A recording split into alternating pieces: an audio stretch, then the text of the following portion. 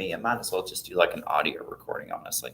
Hey, folks, it is October the 19th. And just as a reminder, Wednesday through Canvas, we're going to have our test two. That's our midterm. And it's going to be over World War One and the 20s. Mostly World War One, probably like a 60 to 40 ratio. You are going to have an essay, which is going to be worth 40% of this. Turn in your warm-ups and you get some bonus points for those because it's just showing that you are coming to class, you're participating in your own advancement. And so we're going to go over, I think we got one or two slides left. We're going to start the next section, the next unit, and then we're going to go over a little bit of what's going to be on the test. So good stuff, good stuff. All right, so let me pull that up. The computer, I don't know, sometimes come back for the weekend and I have to restore everything. So that's right, we were talking about Coolidge. Restore everything, like you have to like reset up the slides? Or? Well, no, it's not that. It's that it'll close, and sometimes when I restore Chrome, it'll open up the tabs, but it won't save where I was in the slides. So, but it looks like we're fine today. Yeah, because if it's in similar for too long. So we were with these chummy fellas. So if you remember, we were talking about Calvin Coolidge, who's going to be the last president before the Great Depression. And if you recall, Calvin Coolidge was about hands-off approach to government. He thought that it was best to fill in the seat of the executive branch, kind of like George Washington, do certain things that are explicitly outlined in the Constitution for the president to do, but not other things. But he also believed that that was true for Congress as well. And so if he believed the law was unconstitutional, he would veto it. So he vetoed a lot of bills. He was like, sure, you might have legislated this. However, I disagree that it's constitutional law. So he just wouldn't sign it. And we talked about all this stuff. Andrew Melton, Secretary of Treasury. We're talking about he's trying to turn around a lot of the corruption from his predecessor. And here he is again with some Native Americans. He was also known for helping out by kind of pulling back some of the government intrusions, even with like Native Americans and stuff like that. So allowing them to have some of their sovereignty and their cultural freedom, without essentially telling them how to live. So I don't know who that guy to the right is. All right, so as Coolidge cut federal spending, he also staffed federal agencies with people who share his ideas of non-governmental interference. Unlike his predecessor, Coolidge appointed competent and honest people into these positions and as federal judges. So you remember that was something back in the progressive era that was a big deal, was meritocracy. Let the best person for the job have the job instead of picking them based on friendships or bribes. Coolidge was going back to that position. Coolidge signed into law the Indian Citizenship Act of 1924, granting U.S. citizenship to all Native Americans born in the U.S. Now, that's a big deal. Remember, it took the enslaved Americans had been citizens for a long time, but the people who kind of like were here before we got here weren't. But that kind of puts Native Americans in kind of a strange position in American society because they're essentially considered people with dual citizenship. So they have citizenship of their tribe, which is treated as a foreign government by the United States even today.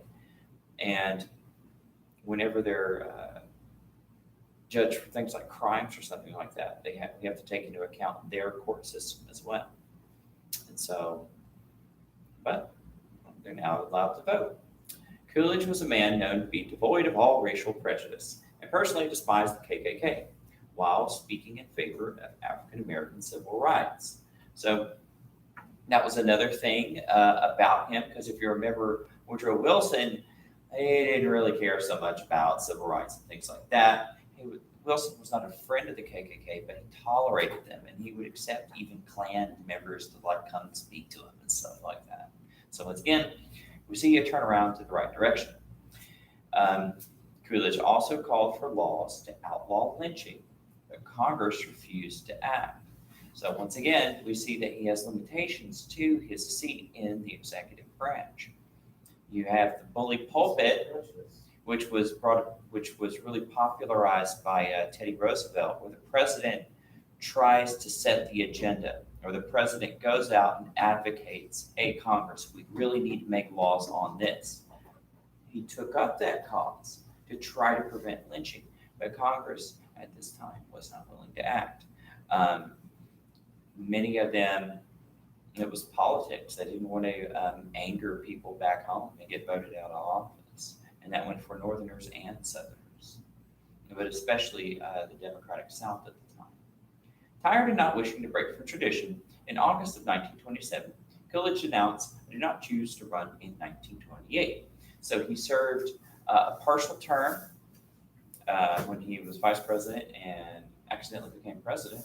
And then he had this other term where he was elected, but he's going to choose to step down after that. Though it seems that, according to historians, it was highly possible for him to run another time. Once again, he's a very traditionally set man, and he didn't want to like run a third term because that's not what George Washington did. Of course, we'll see with FDR, he's going to say, "Hey, forget Washington," and he's going to run as much as he wants. So, but that's going to wait a while. How many times did he get elected? He's president like 4 times. Who is that? Franklin Delano Roosevelt. Oh, He's the other Roosevelt. We're getting there's two. 2 of them? There's 2 of them. Yeah, there's 2 Rosies. Oh my gosh. Teddy and, Fred. What are the daisies? They were cousins, actually. Yeah. Teddy and Fred.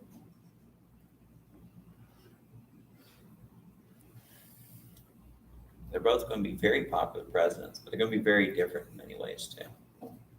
Like, I don't think anyone would accuse FDR of being the same personality as Teddy Roosevelt, and he probably wasn't as gung ho foreign policy wise as Teddy Roosevelt. They were both big reformers, I would think, but they were both in different parties. Teddy Roosevelt was Republican for a while, and FDR is going to be Democrat.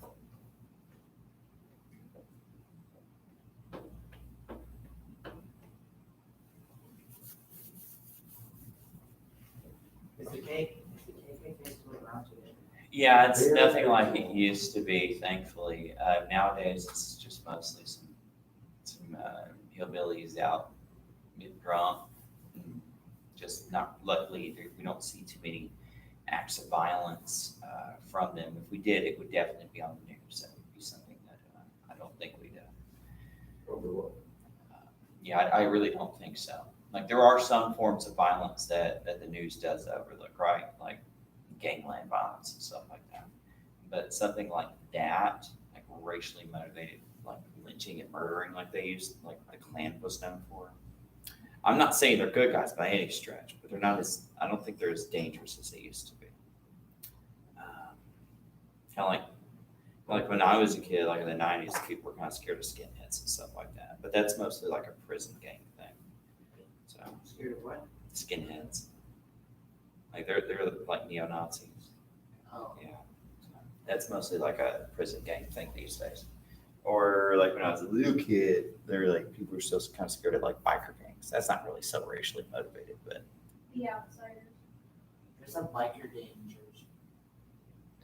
Yeah, because biker gangs aren't like gangs really. Well, I mean, well, there's difference. There's the criminal ones, and then you got the weekenders where, you know, like you got retirees who like to LARP and ride their motorcycles on the weekend, you know, and a lot of people like that. That's like, yeah, most of them are really biking clubs, I think is a way to put it. I think it's cool that he did the Indian citizenship thing. Oh yeah, yeah. I mean, Because he saw the injustice when it comes to other races in America. Like, did yeah. he also advocate for women's rights? I mean, I know they already had like rights and everything. Before then, do you know if he did? I don't remember off the top of my head. Uh, Look it up. you can look it up. Because, like, I'm thinking, it's been a couple of years since I read that biography about him. I don't really remember too much about that. Most of that biography had to do with politics and, like, his political decisions and economic decisions. It didn't really have a lot of the social things in it. And I talked a bit about his family life, which, you know, it was nice. He was like he was a good dad, good husband. I mean, it's just good. It's good. I don't know if it makes good reading though. You kind of want something a little messed up about something to make President it Coolidge's interesting. 30-year political career began for women's suffrage movement in 1830 to the women's national community. President Coolidge considered suffrage very closely and concluded that women possess all faculties necessary to be equal participants in our nation's democracy. So he did. He said, "We have just completed the first decade of national women's suffrage. Generally, it is revealed that while women are not eager for public office, they administer it successfully. Not all the claims made about the value they would add to political life have been substantiated. Party alignments have been a little changed if the purification of politics has not been perceptible, but probably public life is already reasonably clean."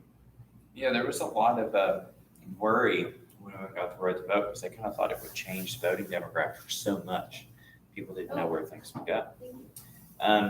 But yeah, I mean, he was a president elected when women had the right to vote. So, but moving on from there, I didn't show the picture. All right, the Great Depression. That's going to be our next unit. So we will start this, and then we will review for tomorrow's test. Kind of depressing. A little bit. Your face It was is depressing. greatly depressing. So the dates we get for this are 1929 to 1939. So the crash of Wall Street is kind of like when we signify the beginning and the U.S. entrance in World War II. At a roughly 6-year period is going to be the end of it. Did World War II take us out of the Depression? For many reasons, yes, I would say so. It's not going to be so much the war as the war will help some. It's going to be the aftermath of the war. It's going to open up so many markets for us to sell in the entire world. It's really going to help out. So it's like all of a sudden the rest of the world's broke. They can't do anything, but we're okay, so we can make stuff and we sell it. We're kind of okay. Wait, I have a Well, no, question. yeah, I mean not the dead people. Yeah, Who do we owe? Like, you know how they say, like, oh, America- debts too. Yeah. Yeah, like different countries. Yeah, a lot of it. It's different countries, such as like China, but it's the banks that they have that are controlled by it. So yeah, we do lending, so we can have cash to do things now, right? So it's kind of like it's very similar to what an individual does. So there have been historical times where countries have refused to pay their debts, let's say, but that usually leads to like war. However, I don't really foresee the U.S. is so strong, big, and profitable, and the world needs the dollar. I don't really see a time when they would just be like, "Hey, we've got to collect the debt," you know. So it's kind of based on the promise, however, that we're going to pay it back one day. One day.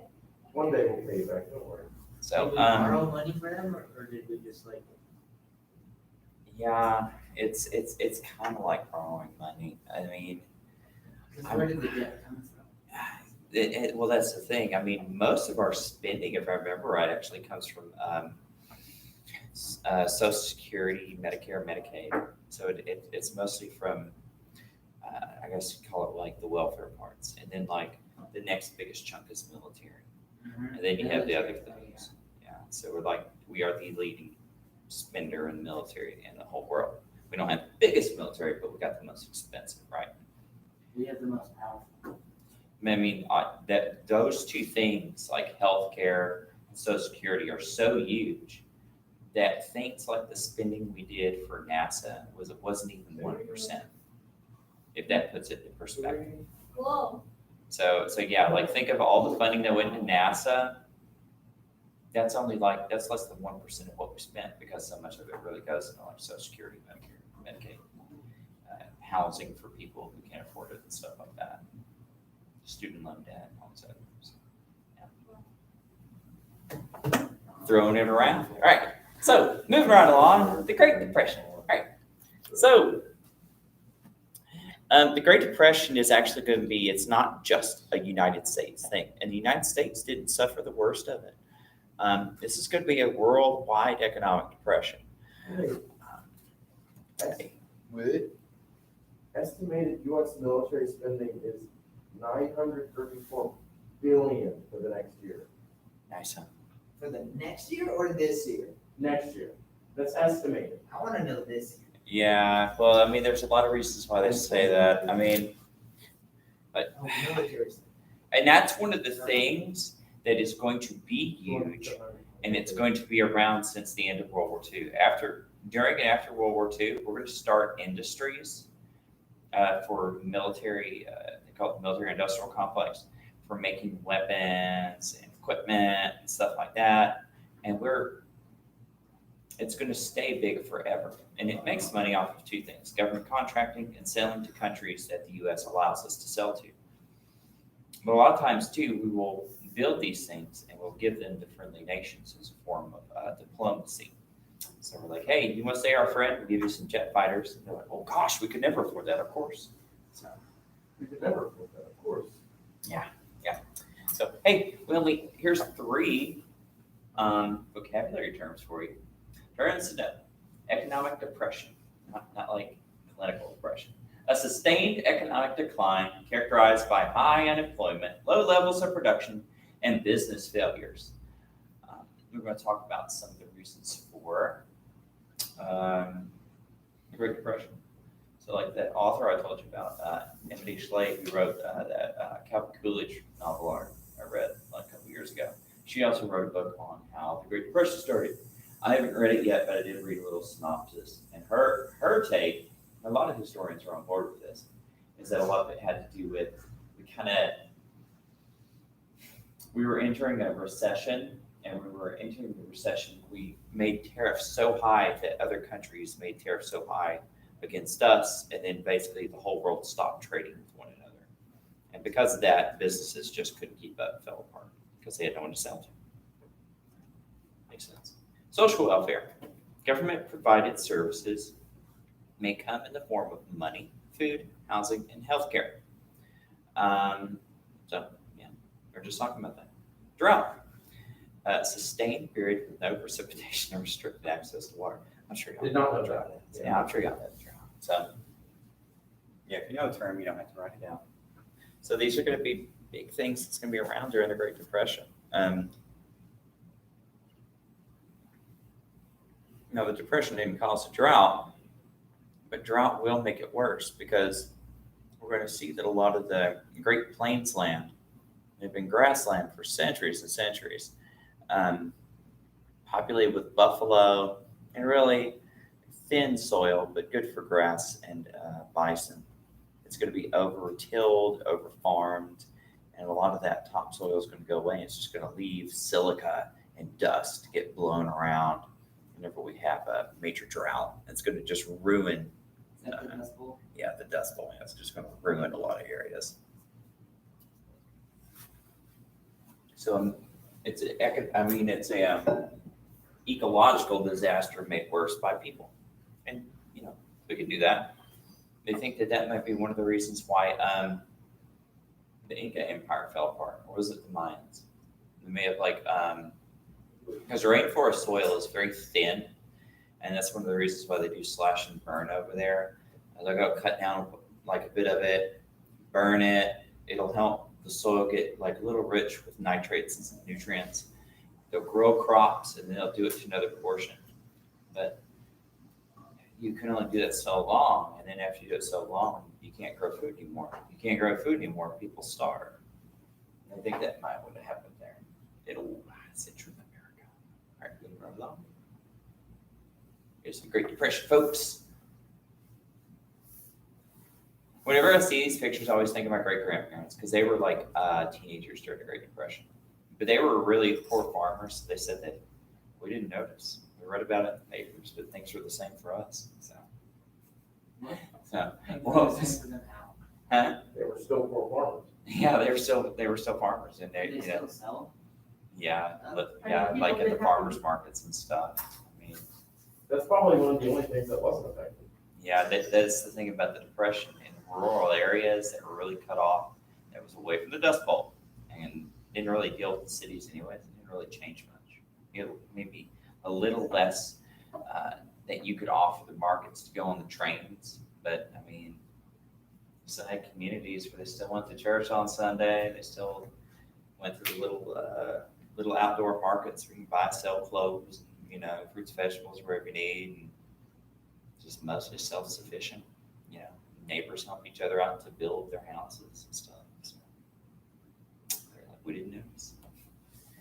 All right, so this is the overview. During this period in U.S. history, the nation faced a powerful economic depression, along with high unemployment. Agriculture suffered greatly as overfarming, a lack of need for agricultural goods, and drought led to the Dust Bowl throughout the central U.S. Calls for federal intervention were meet. I was probably doing this like when I was making this last year. I'd do it right before I go to bed. I'd be like, I gotta hurry up, I gotta go to work tomorrow, and then I'd just like slap the keyboard. Does We're anybody else Yeah. picture the one from Yeah. Yes. met with programs. Oh, yeah. Yeah, something like that. No, his hands like are noodles and they flap up past his head. And he keeps on typing so fast. It's like, So funny. He has no elbows. or wrists. Or fingers.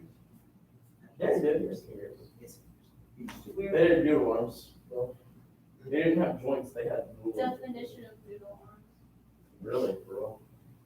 All right, so met with programs introduced by President Franklin Delano Roosevelt. Roosevelt introduced the expansion of the federal government, creation of Social Security, banking reform, and jobs programs begat by the New Deal. Begot. I don't know. So yeah, we're going to see like every time the United States faces a major crisis, one of the answers that we have is we expand the federal government. And here's another one. It happened in the Civil War, it happened in World War I, and here it's happening again, Great Depression. And it's going to happen again in World War II. And so this is going to be a period where America, the way we think of it now, is really being formed into what we are thinking of now and the way how it all works together. Of course, with some of the problems that we're still living with, but also some of the solutions. So let's see what we got next. Hey, we talked about him like the other day. Calvin Coolidge. No, he was the guy who was in charge of seeing that wartime aid, especially food and stuff, made it to Europe during World War One. Wait, Who? We talked about him? wait. Hoover. Hoover. Yeah, we did talk about it. See, Oh. you almost had it too. You had half his name. Hoover. Wait, like from the Hoover building? Yes, like the Hoover Dam. Like the Hoover Dam, yeah. Well, isn't there a J.D. Hoover building where the FBI operated I out don't of? think this called Probably a different Hoover. him. His name is Herbert. You wanted the red rooms? I gotta edit this. It's messed up. This is the one I wanted to. These? I obviously made this as a PowerPoint, and then when I converted it, it didn't match all the settings. So because it's so early, we're gonna go just a little bit further. Unless I couldn't say. How I you? get it later because my notes are all sorts of messed up. Why are your notes all messed up? You shouldn't need to Because take a there are, like, picture. 5 different classes. All of this is on the Google Classroom. Oh, okay. It's the perfect picture. Thank you. Just pay attention. All right, so Herbert Hoover, but you do, it's not much, but it does help a little bit to write something you're trying to learn. Herbert Hoover symbolized the American dream to many. He was born the son of a Quaker blacksmith in Iowa, but orphaned at the age of 10. He worked his way through college, and following his graduation from Stanford, he traveled the world as a successful mining engineer. So he was like the rags to riches story, totally impoverished an orphan. But still, he's going to make it through his own hard work and intelligence up to be a very successful person. By 1914, he amassed a fortune worth $4 million, which was a lot of money back then, and to me right now. And then turned his eye to public service. When World War I broke out, he led efforts to offer aid to Belgium with food and energy aid. That sentence is messed up. All right. When the U.S. entered the war, Wilson appointed him to head the U.S. Food Administration, where his talents helped feed our allies and grow the economy for many American farmers. And he's going to become the next president. So, but unfortunately, he's also going to be the guy who's going to bear the brunt for why the U.S. is going to enter the Great Depression instead of just a recession, because some of his actions are going to make things go downhill. Now, it's not all his fault. Like I said, it's going to be a worldwide depression, and there's going to be trends in America that are going to make it very volatile. Especially, remember, we were talking about people are going to trade on the stock market on credit. And so if you lose all that you have in the stock market, well, now you also owe interest. So you're just ruined, right? Mhm. So that's not going to be good. That's not going to be good at all.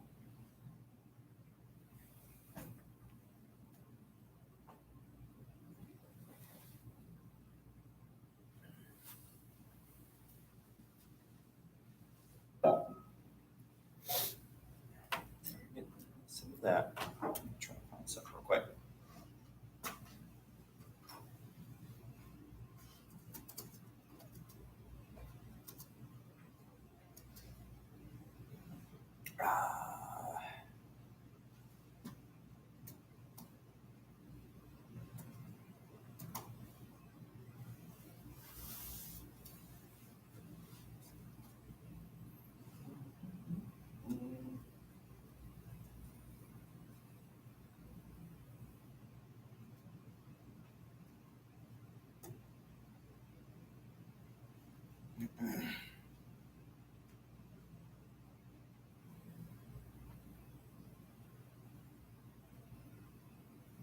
Whoa.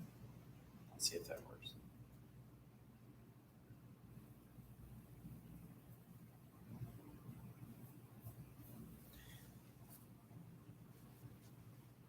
But that's going to end the lecture for today. We're about to do our review.